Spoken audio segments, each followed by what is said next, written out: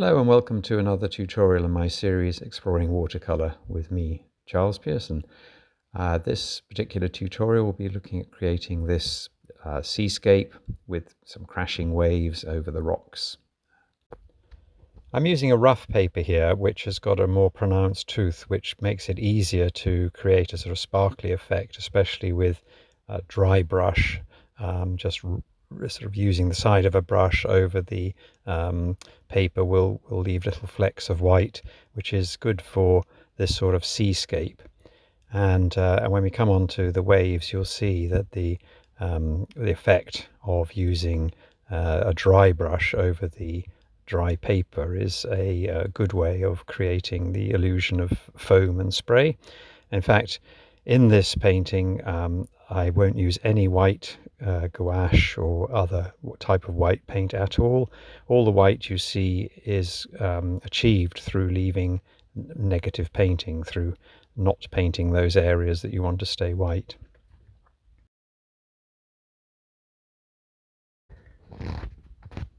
So I'm starting by wetting the lower half of the paper where the sand will be, and just applying a mixture of light yellows and browns, so raw sienna, burnt sienna, sort of gold if you've got one, any combination of light browns and some slightly darker tones will achieve the effect for the sand. And we don't need to worry about overlapping some of the rocks, because there'll be a darker colour and they will go over the sand colour when it's dry.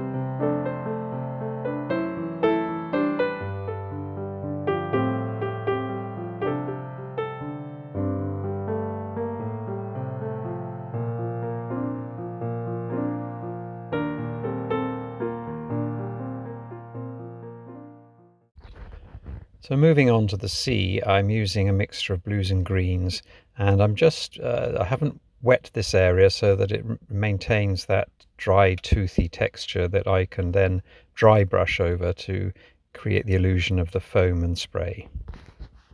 To create sort of wave-like shapes, leaving gaps where the wave foam will be. Again, with this sort of thing, there's no specific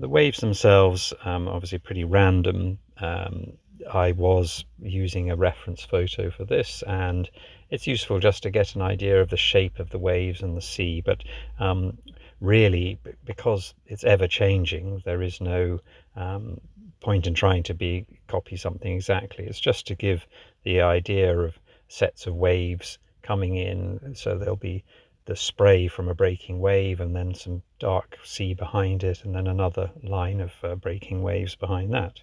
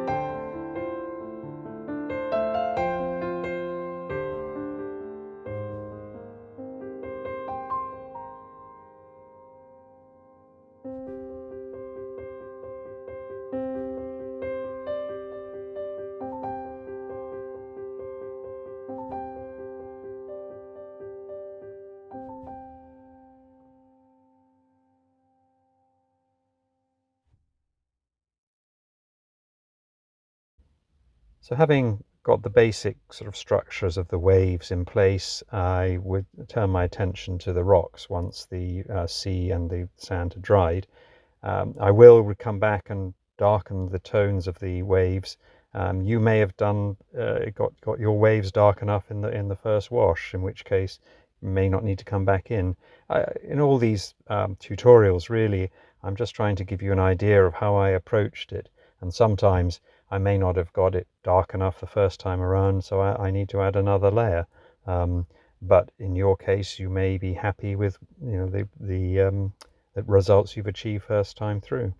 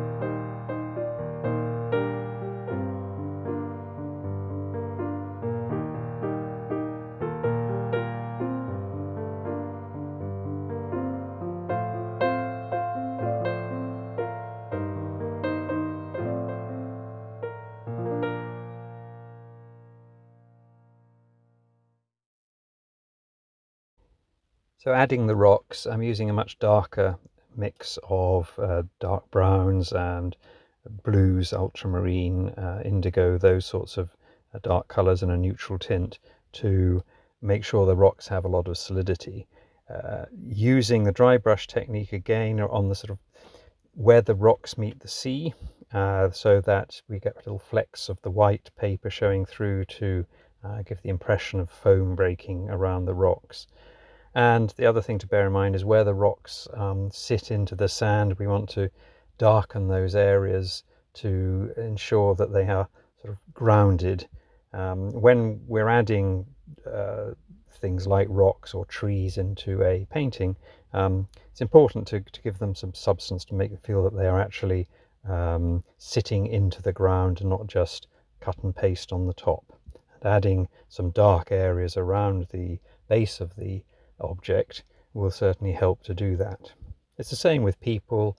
If you've drawn a figure into a landscape, add a sort of shadow at the bottom will really ground it, as opposed to making it look as though it's been cut and paste onto the existing painting.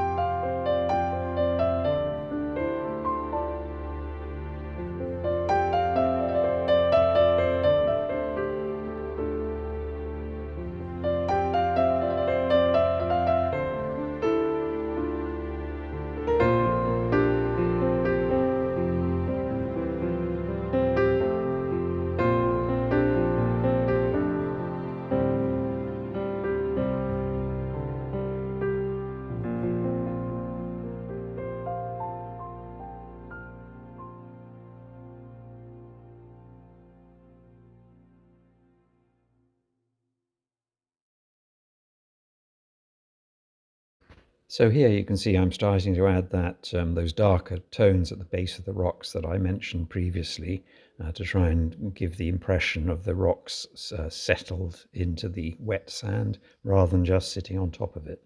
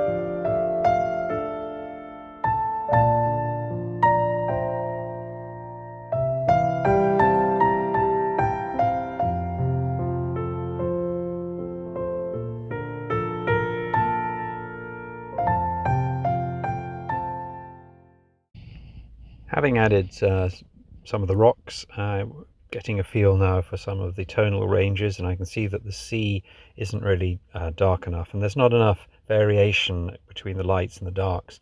So I'm adding some darker tones in, particularly underneath the crests of the waves, so that that enhances the white against the dark. And if you look at any photographs of waves in the sea, you can see the sort of the structure of them, the darker underneath the crest.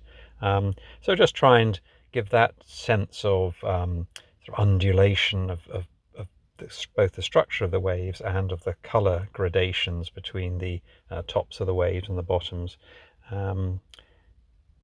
So as I add more colour to the waves, I'm still keeping that area dry using a dry brush technique. You can see I'm using the side of a brush. It's a synthetic brush, so it doesn't hold as much water as, say, a natural hairbrush could do. And it's just a question of trying to balance it between not having too much white showing, which would sort of overpower the painting, but also we don't want to lose the white. It's very difficult to get it back once you've gone over it. Of course, one could go back in with white gouache. There's nothing wrong with doing that, in my opinion, but it's nice to use the negative painting technique if one can, because the brightness of the white paper really is the best form of white that you can achieve in a watercolor painting.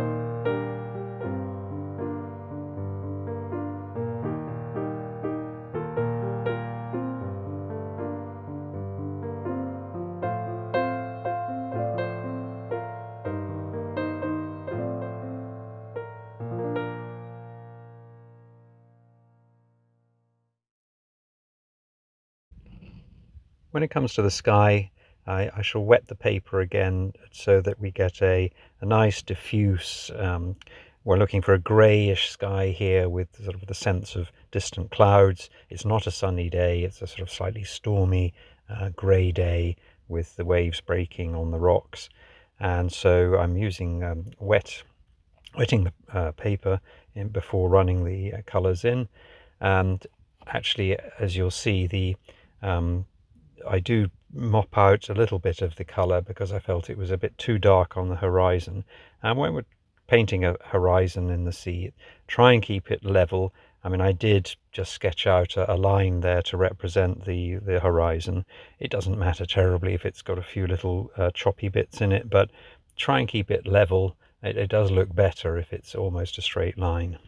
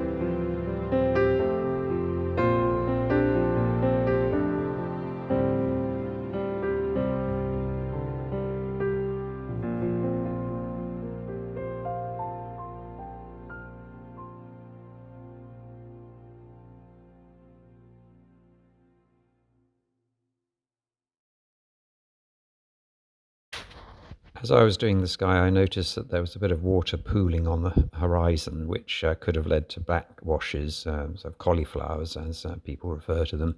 So I was just mopping up the excess water with a tissue, just to prevent that from happening.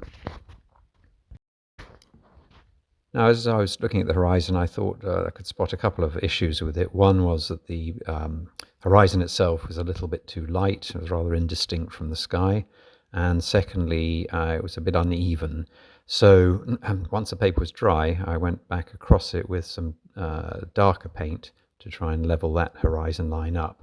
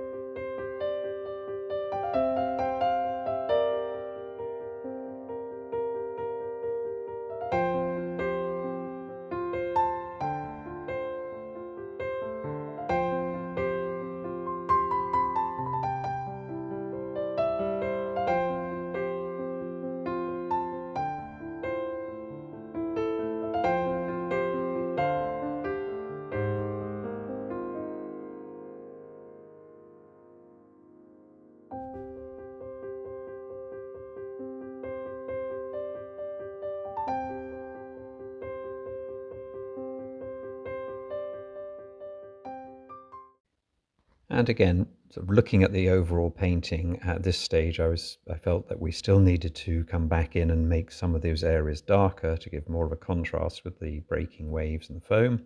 So I'm just adding some more darks and tones to the foreground and some of the sea as it washes up onto the shoreline.